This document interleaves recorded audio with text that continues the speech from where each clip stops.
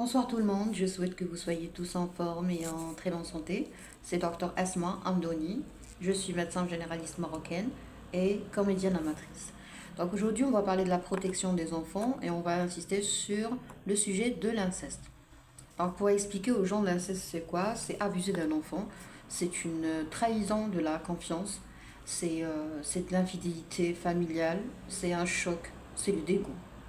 Donc toute personne victime d'inceste est une personne qui souffre et qui va souffrir toute sa vie. C'est une personne qui n'arrive pas à se sentir libre. C'est une personne qui n'arrive pas à respirer tranquillement et à voir la vie clairement et jouir de sa vie, de sa jeunesse, de beaucoup de choses. D'accord? Malheureusement, ce qu'on voit dans la vie, c'est que euh, vraiment, dans la plupart des cas, on a des patients victimes d'abus durant leur enfance, c'est-à-dire pédophilie et inceste. Et puis, on a le patient qui, soit on le prend pour un fou, c'est-à-dire on colle l'étiquette et on pousse le petit à apparaître comme étant quelqu'un qui est psychopathe, alors que ce n'est pas le cas. On le pousse à croire qu'il a toujours halluciné, que c'est pas vrai ce qu'il a vécu. Et malheureusement, il y a le malfaiteur qui reprend la même chose, c'est-à-dire on abuse d'un enfant, il raconte tout à un parent, il y a le parent qui le punit avec des points de feu carrément, c'est-à-dire on brûle un truc comme par exemple un couteau, le bout d'un couteau, d'accord.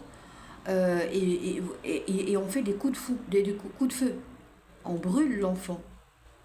Pourquoi? Comme ça, on va le terrifier et on va à chaque fois le menacer d'une autre punition au cas où il ouvre sa bouche. Pourquoi? Parce que et on le culpabilise et on le responsabilise. Ça veut dire quoi? Ça veut dire on lui dit que c'est à cause de toi que notre famille va se détruire. Donc le petit, il est âgé par exemple de 5 ans, 4 ans, 10 ans, il prend toute une responsabilité de destruction d'une famille et il se sacrifie pour que la famille reste soudée. C'est du n'importe quoi. Moi j'invite toute personne qui a été victime d'inceste de voir son psychiatre et de préparer des confrontations familiales dans un cadre vraiment médical pour se protéger. Et j'invite toute personne qui a été victime d'inceste à voir son avocat. Il faut absolument parler avec son avocat. Pourquoi? Parce qu'il faut porter plainte. Il faut arrêter ça. Vous allez me dire que c'est affreux, que on va détruire une famille. Toute famille qui garde le silence face à l'inceste n'est pas une famille. Déjà, vous n'êtes pas une famille. Vous êtes des malfaiteurs. D'accord? Toute maman qui garde le silence face à l'inceste est une complice.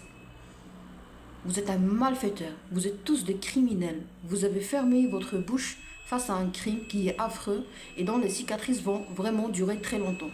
Parce que la personne, elle n'arrive pas à se débarrasser d'un sentiment de dégoût, du sentiment de se sentir sale.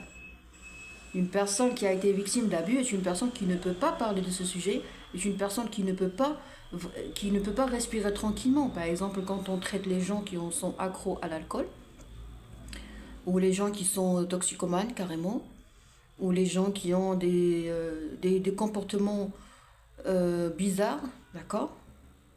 Alors toutes ces personnes-là ont des histoires ou une histoire. Et parmi ces histoires, derrière cette addiction ou cette dépendance, nous avons l'inceste. Donc imaginez, on va prendre comme exemple un petit de sexe masculin qui a été victime d'abus sexuels de la part de son frère. Imaginons, un jour, quelqu'un nous a dit ça en direct. Et il y en a plusieurs cas, mais un jour, en direct, il y avait un monsieur âgé de 20 ans. Il nous a dit qu'il a été victime d'abus sexuels de la part de son frère, avec pénétration et tout. Et maintenant, il se sent coupable, il se sent sale, ils se sont pas très bien. Et déjà, ce qui est bizarre dans l'histoire, c'est que on continue à saluer la personne. Par exemple, il y a un frère qui a abusé de son frère, et il continue à le parler, il continue à le solliciter, à l'inviter. Donc lui, il a la capacité, il a cet art d'hypocrisie devant tout le monde.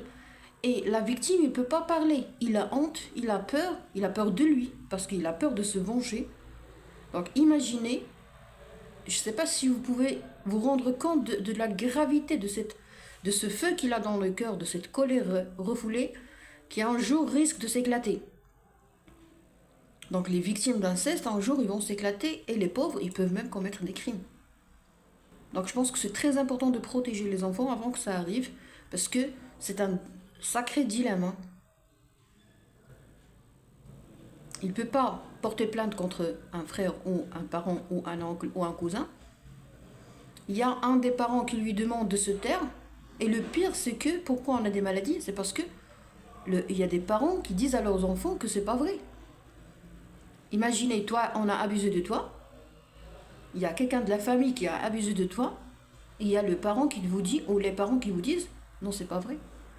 Ben, ils veulent vous rendre fou. Et moi, j'ai assisté à des parents qui veulent rendre leurs enfants fous.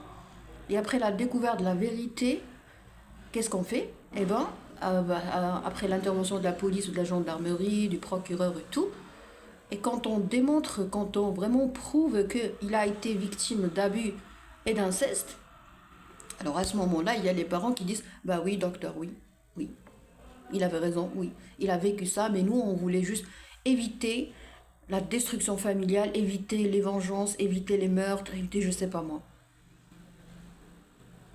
Donc, on sacrifie un enfant pour garder une famille qui n'est pas vraie, déjà, qui n'existe pas. Hein. La famille, c'est quoi en fait? La famille, c'est un soutien inconditionnel.